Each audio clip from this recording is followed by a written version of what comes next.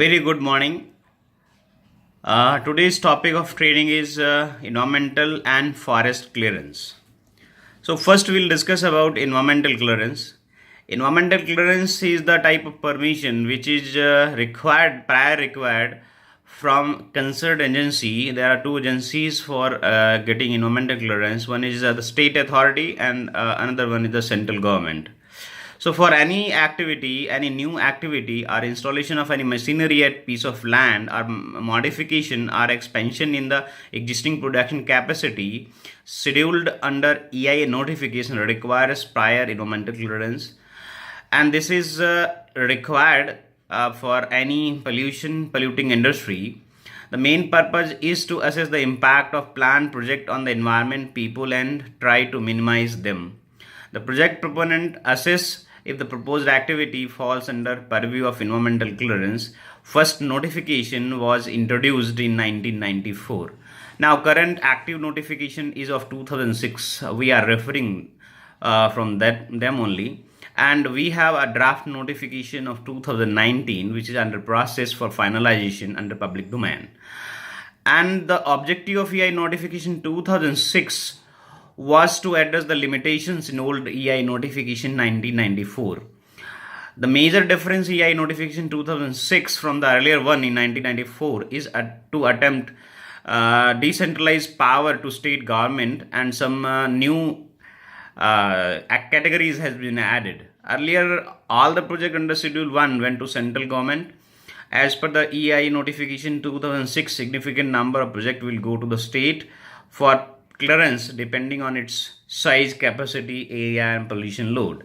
So categorization of the project, any developmental activity categorized in two category A and B. Category B further reclassified into category B1 and B2. Category A project on the basis of pollution, they can be appraised at EAC, and EC can be getting from central government MOFCC, and category B projects can be appraised by SIAC, and EC can be granted from SIA. Central government in the ministry MOFCC is the authority for category A project, and they need EIA. For category B project, all the state have SIA, that is state environment impact assessment, state level environment impact assessment authority, which is the authority which can decide on the recommendation by SIAC, and they can grant the environmental clearance for category B project. Also, SIA grant the EC environmental clearance for category B2 projects also, where EIA is not required. Why the environmental development require EC? Actually, the main objective is the development of project lead to adverse impact on the environment. So project listed in the schedule of EI notification 2006, they require prior environmental clearance as per legislation. All new project or activity listed in schedule of EI notification are required. Any expansion or any modernization of existing project or activity listed notification. Any change in product mix, they require environmental clearance.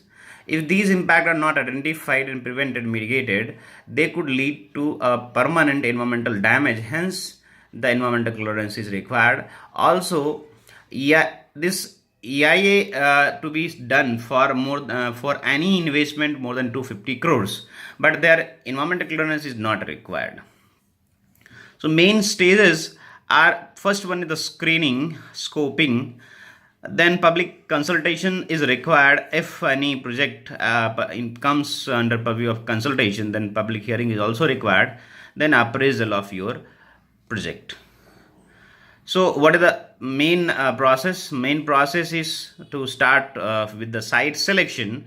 After site selection, you have to do EIA studies on the basis of term of reference, and then we have to arrange public hearing, and we can apply parallelly for NOC. After public hearing, we have to make final EIA report, and this final EIA report should be submitted to concerned agency for appraisal, and if they found suitable, then your EIA will be recommended for grant of environmental clearance, otherwise rejected.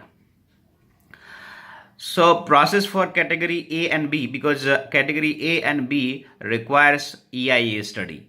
So when EIA study is required, then we have to just screen out the applicability of EIA notification.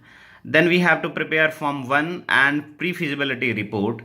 And after the preparation of these all for construction, for any other relevant documents like layout, greenbelt, and other annexures land documents, we have to apply our portal for category A, either category B, on the basis of proposed TAR, and then scrutinized by EAC or SEAC for finalization of TAR. They give a concern about term of reference.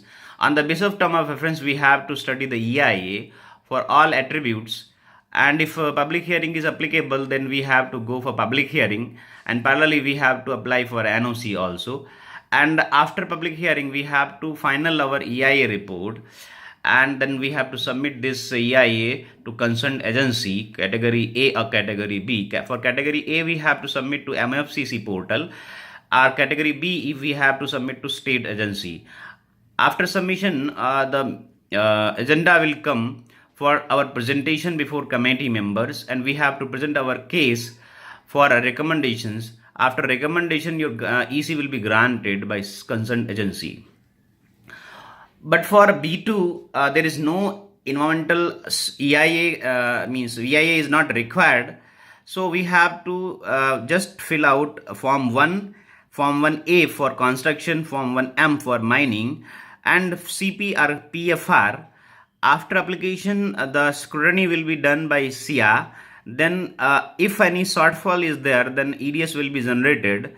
After scrutiny from SIA, they proceed for environmental clearance, and then go to the SEAC. And after scrutiny by SEAC, they will accept your project for presentation before committee members. And after presentation before committee members, there will be questions from the committee members. If they found suitable your proposal, then they will recommend for the grant of environmental clearance. And after recommendation recommendation from the SEAC, this goes to SIA again, and SIA will grant environmental clearance.